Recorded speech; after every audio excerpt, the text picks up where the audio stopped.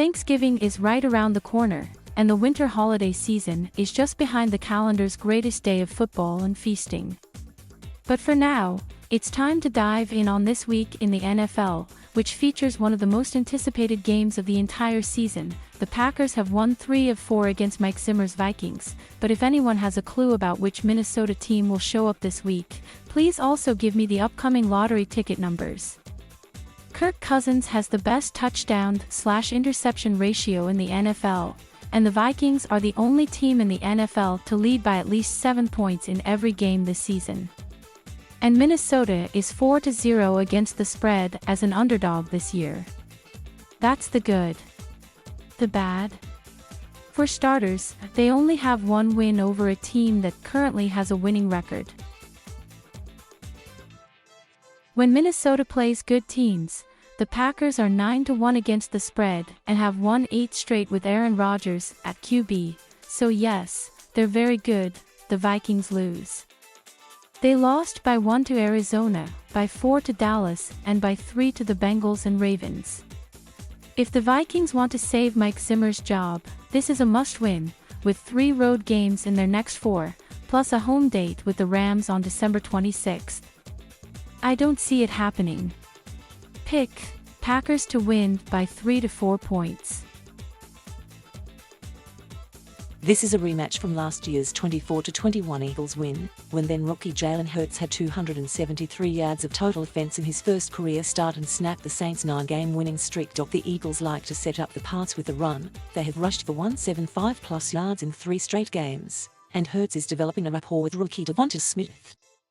Still, expect the Saints to be ready for Hurts' dual-threat attack this time around, as they boast the league's premier run defense.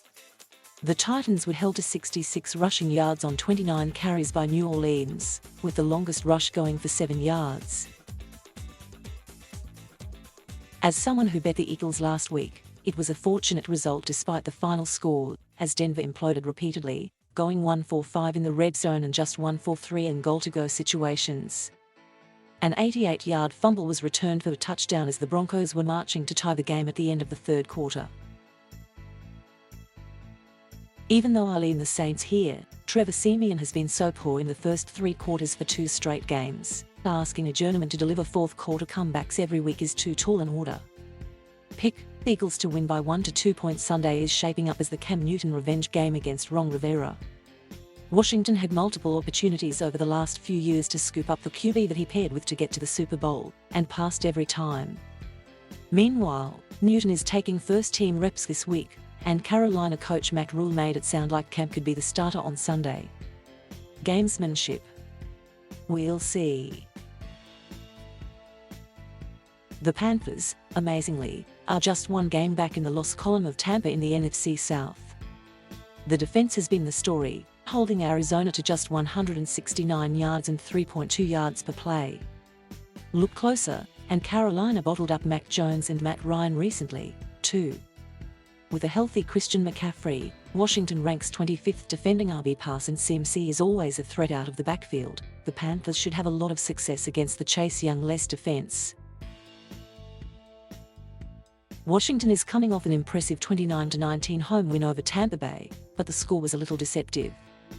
10 of their 16 first-half points came off Tampa Bay turnovers. The first 3 scoring drives were 46 yards or shorter.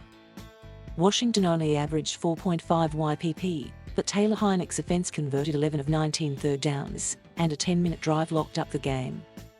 He was sacked 5 times. Now, Heinicke goes on the road to face a Panthers defense that is 6th in pressure rate and 6th in blitz percentage. Washington is just 1-5 as an underdog this season, with a lone cover coming out of the bye last week. Pick Panthers to win by 7 to 9 points. Urban Meyer's Jaguars have played hard the past 2 weeks, going 2-0 ATS, including a win over Buffalo. After falling behind 17-0 quickly to Indy, aided by a touchdown off a blocked punt, the Jaguars won the next 3 quarters and nearly pulled off the upset. The problem is that the Jaguars' offensive line is atrocious, as Trevor Lawrence was hit 10 times and sacked 3 times. Not ideal going against linemen Nick Bosa and Arik Armstead, two of the best at their position in the NFL. The world is going to be on the 49ers here after seeing Jimmy Garoppolo orchestrate a 31-10 win over the Rams on MMF. People probably miss that Kyle Shanahan was in a perfect spot against the Rams as an underdog. Now, on a short week, San Francisco has to fly across the country, and they're laying nearly a touchdown. It's an ideal flat spot for the 49ers, who have a playoff rematch with the Vikings on deck, followed by the Seahawks. Those two games will carry massive NFC playoff ramifications. Pick 49ers to win by 3 to 4 points. There were many absurd things that happened to the Lions last week that prevented them from their first win of the season. I still can't get over Jared Goff playing nearly 5 quarters of football and only passing for 114 yards, and Detroit was +3 in turnovers and still lost. After that grueling defeat, they now travel again, this time to an angry Cleveland team that just got beaten by 38 in New England. A bad trend has emerged for the Lions this year. They follow hard-fought performances with non-covers. Nearly beat the Ravens. Don't cover in Chicago. Nearly beat the Vikings. Blasted by the Bengals. Fought hard to cover against the Rams, pummeled by Philadelphia. The Browns have problems, but the Lions' defense should be the remedy. Yes, Cleveland tumbled from first in net yards per play to fourth after the clunk in Foxborough. But the Lions are 29th. The one red flag for the Browns' defense will be defending DeAndre Swift out of the backfield.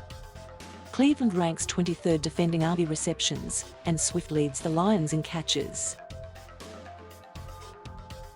If anyone is going to be a game-changer on the Browns' defense, it might be rookie Jeremiah Owusu-Koramoah, but he's only played 20 snaps in the last 4 games due to injury.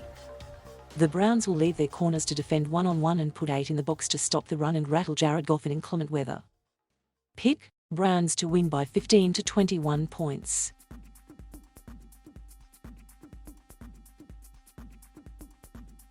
Thank you for watching. Please subscribe.